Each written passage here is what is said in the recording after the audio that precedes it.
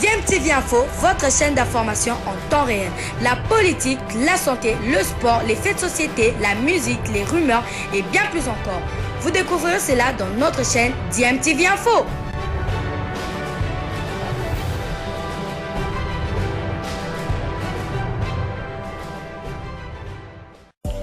Vous êtes sur DMTV, bonjour ou bonsoir, tout dépend de l'heure à laquelle vous nous suivez. Tout plaisir est pour nous de vous retrouver, mais surtout de savoir que vous êtes nombreux en train de suivre votre chaîne YouTube DMTV. DMTV qui vous propose l'actualité, vous propose également des analyses et des réflexions sur des sujets d'actualité, sur des faits sociaux, tout simplement sur des réalités que nous observons ici chez nous en République démocratique du Congo. Et si les compétitions interclubs de la CAF vont démarrer seulement le week-end prochain en Europe, la Ligue des Champions démarre déjà ce mardi avec plusieurs rencontres prévues et c'est une saison qui débute difficilement pour le Congolais Cédric Bakambu qui n'est déjà pas titulaire en championnat en Ligue 1 avec Marseille. L'attaquant congolais ne jouera pas la phase de groupe de cette Ligue des Champions de l'UEFA. Je l'ai dit qu'il démarre aujourd'hui. Il ne fait pas partie de la liste de 20 joueurs dont 5 attaquants inscrits par Marseille pour cette première partie de la C1.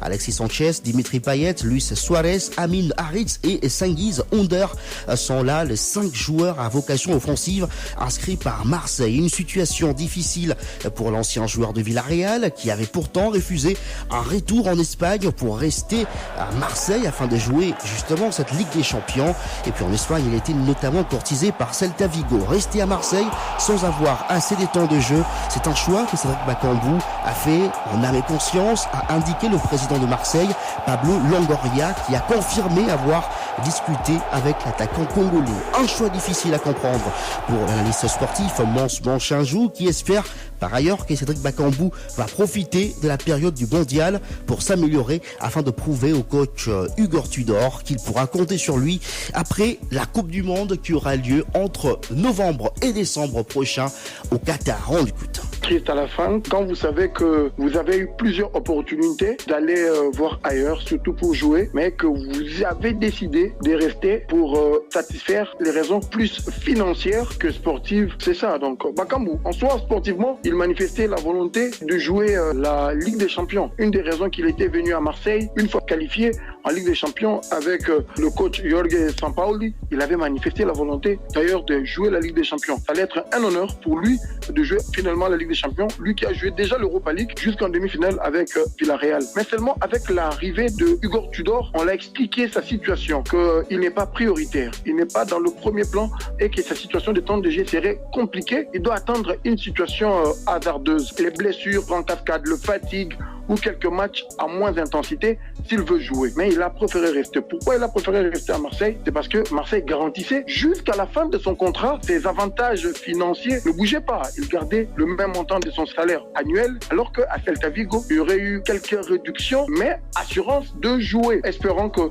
y aura retournement des situations. Est-ce que vous doutez de sa capacité à pouvoir faire face à cette rivalité? Une chose est sûre, c'est question de mental. Cette saison, c'est vraiment particulière parce qu'il y a l'avant-mondial et il y a l'après-mondial. Est-ce que Alexis Sanchez, Dimitri Payet ont les jambes de faire une saison régulière? Non, ça peut laisser de la place. Maintenant, c'est là le problème.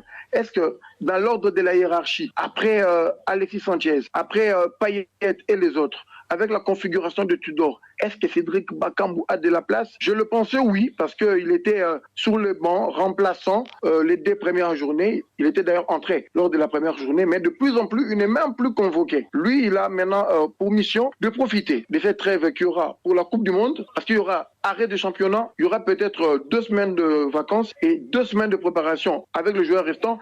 Il peut prouver au coach que pour la deuxième partie des saisons, il peut compter sur lui. C'est encore faisable.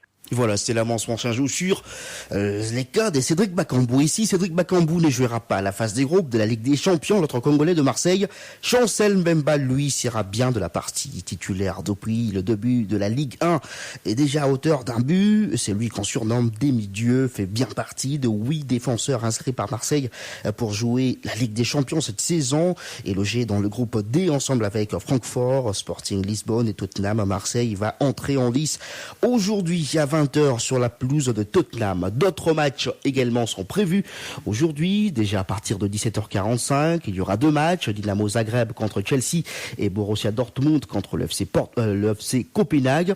Et ensuite, il y aura 2 matchs à 20h, Salzbourg contre Milan AC. Leipzig sera face à la formation de Shakhtar Donetsk.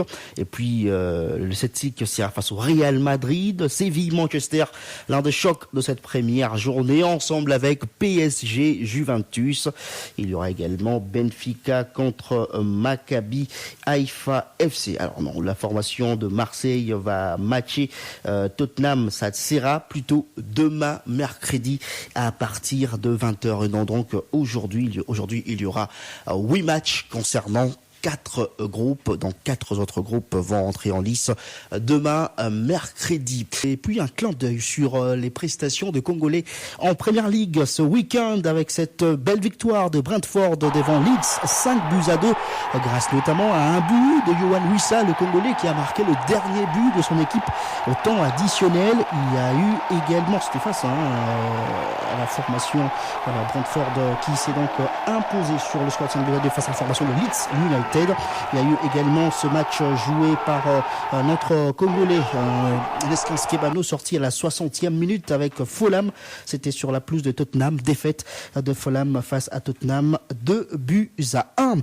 On continue à parler football, cette fois-ci on parle du football féminin avec la clôture le week-end dernier à Dodoma d'un tournoi international auquel prenait part la formation de Amani de la République démocratique du Congo qui a perdu face à l'équipe de Fountain Gate Princess sur le score de 6-1.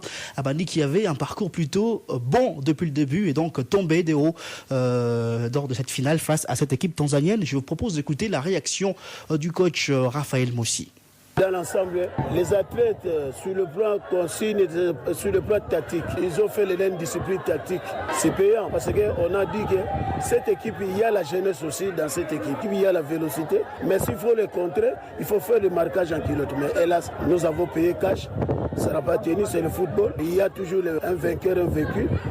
Mais sportivement, nous acceptons notre défaite. C'est à nous maintenant, à la maison, à domicile, nous allons retravailler encore de nouveau par rapport à ce que nous avons vécu ici, en Tanzanie. C'est une leçon aussi de notre part. Nous allons voir un peu là qu'est-ce qu'on va remonter au niveau de l'équipe. Même si on a la volonté, mais si physiquement on n'est pas au point pour faire quelque chose, c'est nul. C'est là où nous avons payé cash. Bon, de toute façon, nous nous remettons au boulot. On va revoir un peu là pour renforcer un peu le groupe. Voilà, c'est le coach de la formation de Amani de la République démocratique du Congo, Raphaël Mossi. Notez que Nancy Donse du FCF Amani a été donc désignée meilleure joueuse de ce tournoi international. Amani va regagner Kinshasa à midi et donc pour continuer la préparation pour d'autres compétitions à venir. Bilile le kamalo bana ebele